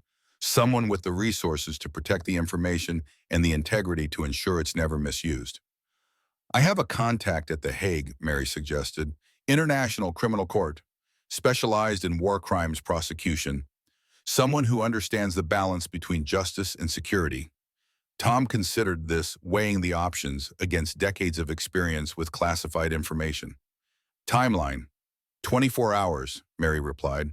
My contact can arrange secure reception protocols, complete immunity for providing evidence, protection against reprisals. And Jack, Mary's expression hardened. He won't stop. He can't. Too much at stake.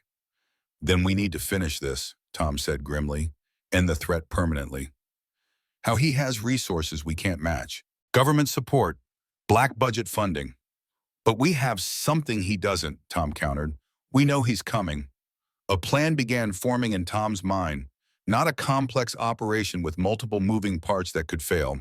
A simple trap, using Jack's determination against him, using decades of shared operational history to predict his approach. He'll expect us to go to ground, Tom explained, to hide the files and disappear, but he knows we'll eventually try to expose what we found, that we'll need to make contact with someone who can protect the information and act on it. So we give him what he expects, Mary concluded, understanding immediately. We create the appearance of arranging a handoff, something too important to delegate, something he'll have to handle personally. Exactly, but with one critical difference. We control the battlefield, Mary finished. We choose the time, the place, the conditions. Tom nodded, a grim smile touching his weathered face. And we spring the trap before he realizes it exists. They spent the next hour developing the operation, a simple plan with redundant components. No technology that could be compromised. No communications that could be intercepted. Just the fundamental principles of combat that had served them for decades. As they prepared to separate, Mary paused. Tom, if this goes wrong, it won't, he assured her, but if it does, the mission continues. The files reach The Hague. The truth comes out. Whatever it takes, she agreed, the phrase they had used countless times in operations past. Whatever it takes, Tom echoed. They departed separately, each taking different routes back into the city. The final operation was set, the endgame approaching. And somewhere Jack Donovan was already moving against them, unaware that his hunters had become the hunted.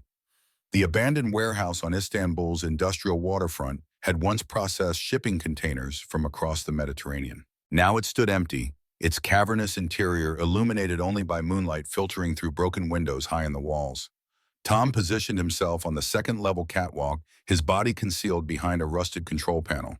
From this vantage point, he could observe all approaches while remaining invisible to anyone entering the main floor. The perfect overwatch position.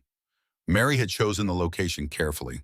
Multiple access points, clear fields of fire, proximity to the water, and most importantly, a partially submerged drainage system connecting to the Bosphorus Strait less than 50 meters away. The trap was baited with careful precision, a series of encrypted messages suggesting a meeting with an international criminal court representative. Digital breadcrumbs leading to this location. Nothing obvious, nothing that would trigger Jack's considerable suspicion, just enough to suggest Mary was arranging the handoff of the Echo files to international authorities. Tom checked his watch. 20 minutes until the scheduled meeting time. If Jack followed his usual operational patterns, his advance team would already be securing the perimeter, establishing firing positions, clearing potential threats. The first indication came 12 minutes later. A subtle change in the ambient noise from outside. The distant sound of a vehicle positioning itself for rapid extraction. Then silence. The kind of unnatural quiet that only comes when professional operators are moving with deliberate stealth. 2 minutes later, the first team member appeared, a shadow separating from the darkness near the eastern entrance, moving with the practiced efficiency of someone who had done this hundreds of times before. Weapon up, posture indicating full tactical awareness, checking corners, establishing sectors of fire. 2 more operators followed using different entry points.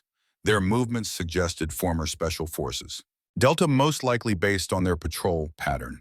They converged on the main floor, establishing a triangulated defensive position that would allow them to engage any threat from any direction. Tom remained motionless, controlling his breathing. These were professionals. They would detect any movement, any sound that didn't belong in the environment. While patience had kept him alive through 4 decades of operations. Patience would serve him now. The advance team completed their sweep, then activated their communications. Too quiet for Tom to hear, but their hand signals confirmed they were reporting all clear. 5 minutes passed. The main loading door opened slightly, allowing a single figure to enter. Jack Donovan, his silver hair nearly white in the moonlight filtering through the windows. His posture still carrying the confidence of the elite operative he had once been. But Tom could see the changes that time had wrought. The slight stiffness in Jack's left shoulder, where a bullet had shattered his clavicle in Beirut 1985. The almost imperceptible limp from a parachute landing, gone wrong in the Hindu Kush 1998. The passage of years affecting even the most hardened warriors. Jack moved to the center of the open space, positioning himself where he could observe all approaches while remaining within the protective triangle formed by his team. Classic counter-ambush formation. The man hadn't lost his edge. "I know you're here, Mitchell," Jack called, his voice echoing in the cavernous space. "You and the ghost. Let's not waste time with theatrics." Tom remained silent, watching as Jack checked his watch. 2 minutes past the scheduled meeting time, Jack continued. "Not like you to be late, but then punctuality matters less when you're setting a trap." A chill ran through Tom's spine. Jack knew. Somehow he had detected the deception. Had come prepared not for a simple intercept, but for a confrontation. "I trained with you for 20 years, Tom," Jack said, turning slowly as he scanned the shadows. "Operated alongside you in more countries than most Americans could name. Did you really think I wouldn't recognize your planning style? Your approach to operational deception?" Tom's mind raced, calculating options, alternatives, escape routes. If Jack had anticipated the trap, the carefully constructed plan was already compromised. "The ICC representative was a nice touch," Jack continued, "creating a digital trail that my team would find, making it look just secure enough to be believable, just vulnerable enough to be discovered. Classic Mitchell." He paused, head tilted slightly, as if listening for the smallest sound that would betray Tom's position. "But you made one critical mistake. You assumed I would come alone, that I would handle this personally like the old days. But that's not how I operate anymore, Tom. I have resources, specialists." As if on cue, a laser targeting beam cut through the darkness, its red dot appearing on the catwalk railing inches from Tom's position. Sniper, professional equipment, perfect positioning. "That's the problem with old school operators like us," Jack said, watching the laser dot dance along the catwalk.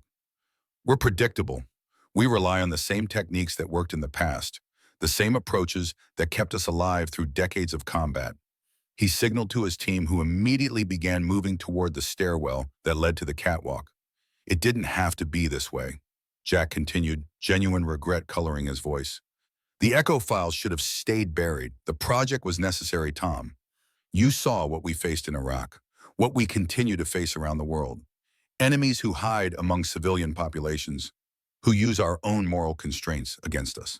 The project gave us the ability to target only those who pose a threat without collateral damage." Tom remained silent, processing Jack's justification for the abomination they had discovered. The rationalization of mass murder under the guise of precision targeting. "Think about it," Jack pressed. "A weapon that can eliminate terrorist cells without harming innocent civilians. That can remove dictators without costly invasion. That can solve geopolitical problems with surgical precision rather than the blunt instrument of conventional warfare." The advance team had reached the stairwell, now beginning their careful ascent to Tom's position, 2 minutes maximum before they would have visual contact. "I never wanted to kill Harris," Jack said, his voice softer now. "He was a patriot, a visionary.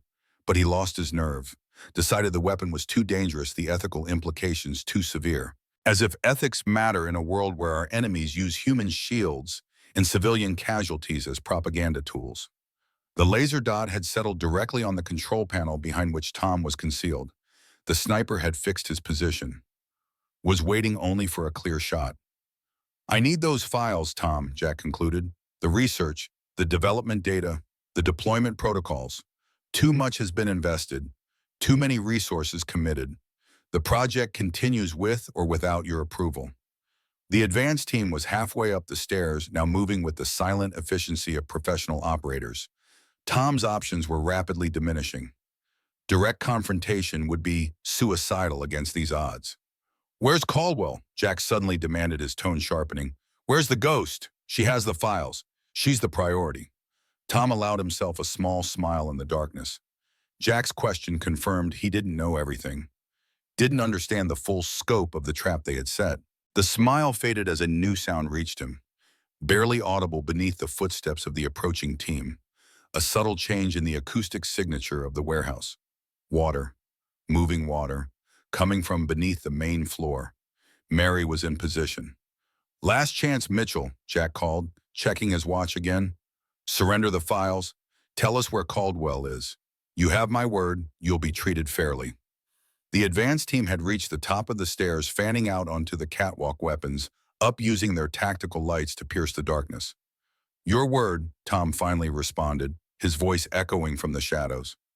"Like the word you gave Harris before you had him killed. Like the word you gave to the test subjects in the black sites. Your word means nothing, Jack. Not anymore."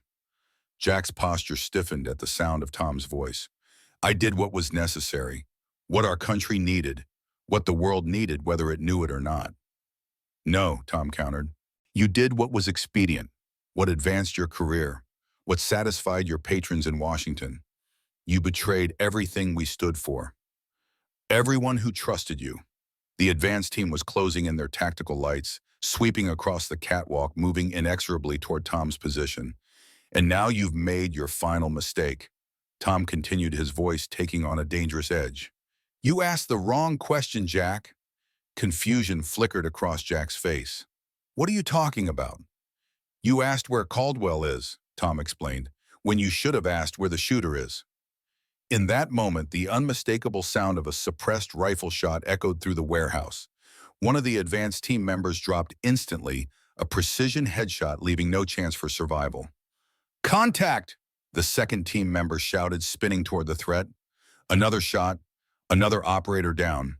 Jack dropped into a crouch, weapon drawn, scanning frantically for the source of the fire. The third team member raced back toward the stairs, seeking cover that didn't exist. "Where's the shooter?" one of Jack's remaining men screamed, desperation evident in his voice as he scanned the catwalks, the rafters, the shadows that seemed to conceal death itself. A third shot. The man collapsed, joining his teammates in death. Jack was alone now, his carefully constructed operation unraveling in seconds. His confidence replaced by the primal fear of a man who suddenly realizes he is the prey, not the predator. And then it happened.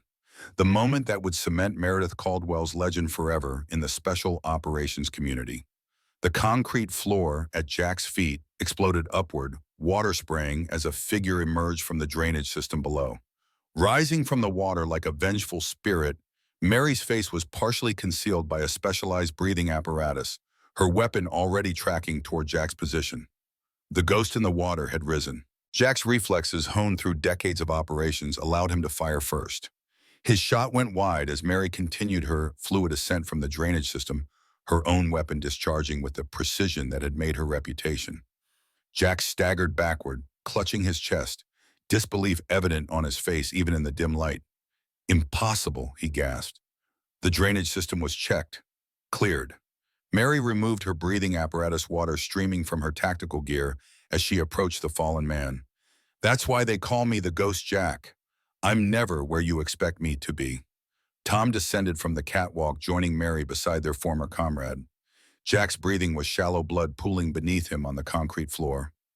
"The files," he managed, his voice weakening. "You don't understand what you're doing. The consequences."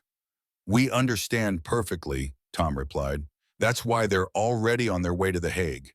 Digital copies, physical evidence, witness statements, everything needed to expose Project Echo and everyone involved." Fear replaced the pain in Jack's eyes. "They'll never let it go public. Too many powerful people involved. Too many careers at stake." "Maybe," Mary acknowledged, "but they can't kill everyone who knows. Can't silence every whistleblower.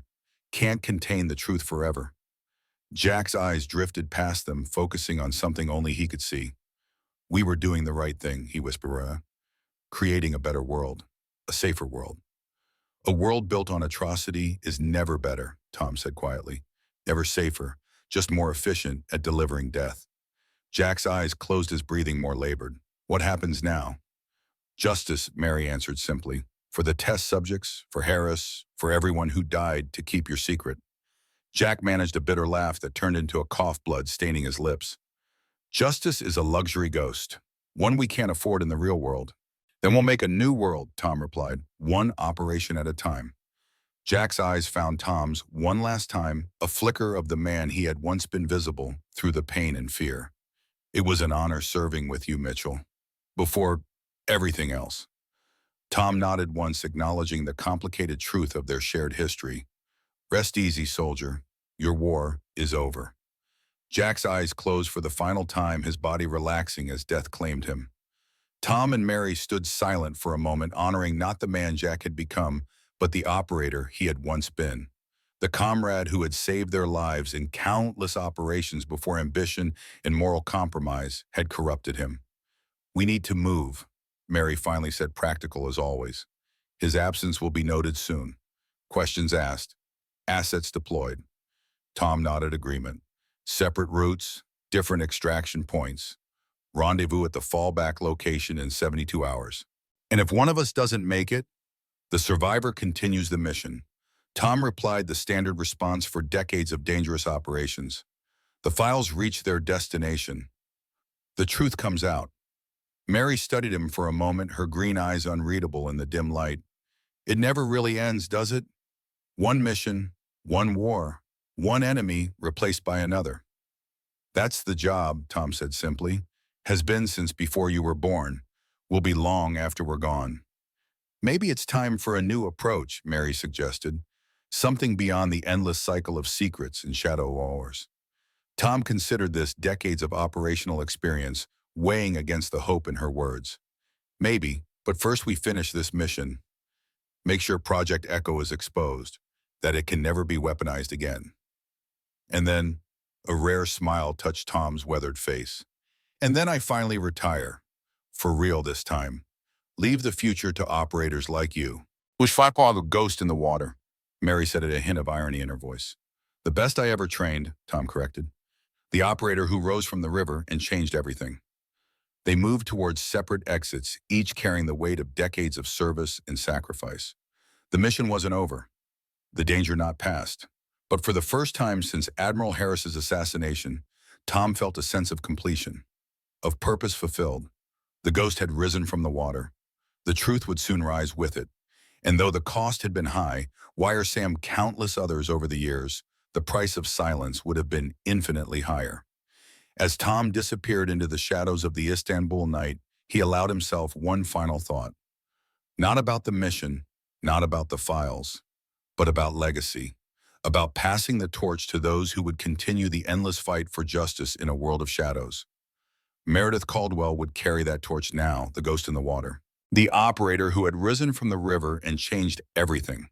Some battles were fought to be won, others were fought to ensure someone else could continue the war. Tom Mitchell had always understood the difference. 1 year later, the fishing cabin on Montana's Madison River looked much as it had when Tom had left it. The logs weathered but solid. The stone fireplace ready to ward off the coming winter chill. The river flowing eternal beyond the front porch. Tom sat in a handcrafted rocking chair, fly rod leaning against the wall beside him. His weathered hands worked methodically, tying a complex fly pattern that would tempt even the wariest trout. After decades of manipulating weapons and communication devices in combat zones worldwide, the delicate work of fly tying was both challenge and therapy. The Project Echo files had reached The Hague as planned. International investigations had been launched. Arrests made. Careers ended. The bioweapon research officially terminated its development data, secured under international oversight. But Tom harbored no illusions about the world he had served for 40 years. Somewhere, someone was already working on the next Project Echo, the next abomination justified by national security, the next atrocity committed in the name of peace. The sound of an approaching vehicle broke his reverie, not the roar of military transport or the whisper of tactical vehicles, but the distinctive rumble of a civilian four-wheel drive navigating the rough access road. Tom continued his work, seemingly unconcerned by the approaching visitor. But old habits died hard. The fly-tying scissors could serve as an improvised weapon if needed. The fishing rod could temporarily blind an attacker. And beneath the cabin floorboards, accessible through a hidden compartment, lay an arsenal that would equip a small militia. The vehicle stopped outside. A car door opened and closed. Footsteps approached, confident but unhurried. Meredith Caldwell appeared at the edge of the porch, her dark hair longer and her posture more relaxed than Tom had ever seen it. But her green eyes remained vigilant, constantly assessing the hallmark of an operator who understood that safety was always temporary. "You're a hard man to find, Commander," she said, a hint of a smile touching her lips. "That's the idea of retirement," Tom replied, setting aside his fly-tying materials. "Becoming invisible. Something you should understand, Ghost." Mary approached, settling into the second rocking chair without invitation. The familiarity of old comrades who had faced death together required no formalities.